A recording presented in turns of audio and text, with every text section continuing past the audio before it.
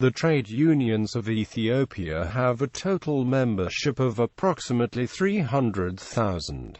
Over 203,000 are members of the Confederation of Ethiopian Trade Unions. Ethiopia has also ratified ILO Conventions 2987, 98 trillion 100 billion 105 million 111,138, and 182. History. An organized labor movement came late to Ethiopia. This was due, in part, to the small size of its industrial working force, but more importantly because the Ethiopian government viewed any type of organized protest as a form of insurrection. Although the 1955 constitution guaranteed the right to form workers' associations, it was not until 1962 that the Ethiopian government issued the Labor Relations Decree, which authorized trade unions. In April 1963, the imperial authorities recognized the Confederation of Ethiopian Labor Unions, which represented 22 industrial labor groups. By 1973, CELU had 167 affiliates with approximately 80,000 members, which represented only about 30% of all eligible workers.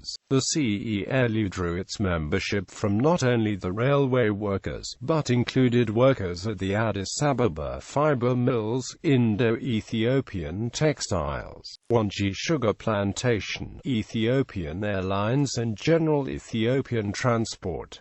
CELU never evolved into a national federation of unions. Instead, it remained an association of labor groups organized at the local level. The absence of a national constituency, coupled with other problems such as corruption, embezzlement, election fraud, ethnic and regional discrimination, and inadequate finances prevented CELU from challenging the status quo in the industrial sector. Further, both management and government officials treated the unions with contempt. As Geller notes, the government was slow to revise archaic labor laws such as those which dealt with child labor and the minimum wage. Union leaders were harassed, and when unions threatened to strike, they were locked out. CELU had organized general strikes in 1964 and 1970, but each time failed to attract necessary widespread support. After 1972, CELU became more militant as drought and famine caused the death of up to 200,000 people. The government responded by using force to crush labor protests, strikes, and demonstrations. This militancy peaked with the successful general strike of 7–11 March 1975, which not only led to salary and pension increases, but played an important role in the Ethiopian Revolution and helped to discredit the regime of Emperor Haile Selassie. Although many of its members supported the overthrow of Emperor Haile Selassie, the CELU came to ally itself with the radical intelligentsia in pressuring the Derg to share power. The CELU also demanded shop floor control over production. Despite numerous strikes in and around Addis Ababa, which sometimes ended in bloody confrontations, on May 19, 1975, the Derg temporarily closed CELU headquarters on the grounds that the union needed to be reorganized. The military authorities also demanded that workers should elect their future leaders according to the aims and objectives of Ethiopian socialism. This order ostensibly did not rescind traditional workers' rights, such as the right to organize freely, to strike, and to bargain collectively over wages and working conditions. Instead, the intent was to control the political activities of the CELU leadership. As expected, CELU rejected these actions and continued to demand democratic changes and civilian rights.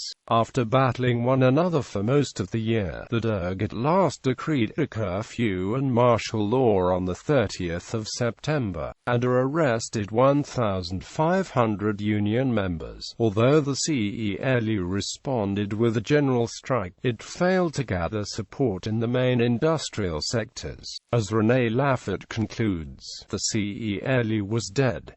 The Labour Code, promulgated on 6 December 1975, was its obituary. On 8 January 1977, the DERG replaced the CELU with the All Ethiopia Trade Union. The AETU had 1,341 local chapters, known as workers' associations, with a total membership of 287,000, or twice as large as CELU had been. The government maintained that the AETU's purpose was to educate workers about the need to contribute their share to national development by increasing productivity and building socialism. In 1978, the DERG replaced the AETU Executive Committee after charging it with political sabotage, abuse of authority, and failure to abide by the rules of democratic centralism. In 1982, a further restructuring of the AETU occurred when Addis Ababa issued the Trade Unions Organization Proclamation, an uncompromising Marxist-Leninist document. This proclamation emphasized the need to enable workers to discharge their historical responsibility in building the national economy by handling with care the instruments of production as the produce, and by enhancing the production and proper distribution of goods and services.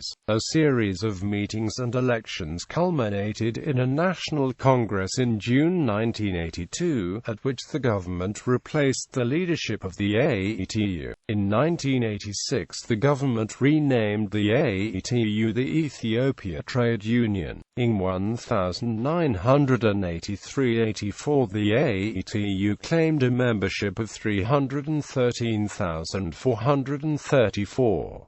The organization included 9 industrial groups, the largest of which was manufacturing, which had accounted for 29.2% of the membership in 1982-83, followed by agriculture, forestry, and fishing with 26.6%, services with 15.1%, transportation with 8.1%, construction with 8.0%, trade with 6.2%, utilities with 3.7%, finance with 2.4%, and mining with 0.7%. A total of 35.6% of the members lived in Addis Ababa and another 18.0% in Shela. Eritrea and Tigray accounted for no more than 7.5% of the total membership. By the late 1980s, the AETU had failed to regain the activist reputation its predecessors had won in the 1970s. According to one observer, this political quiescence probably indicated that the government had successfully co-opted the trade unions. Current status.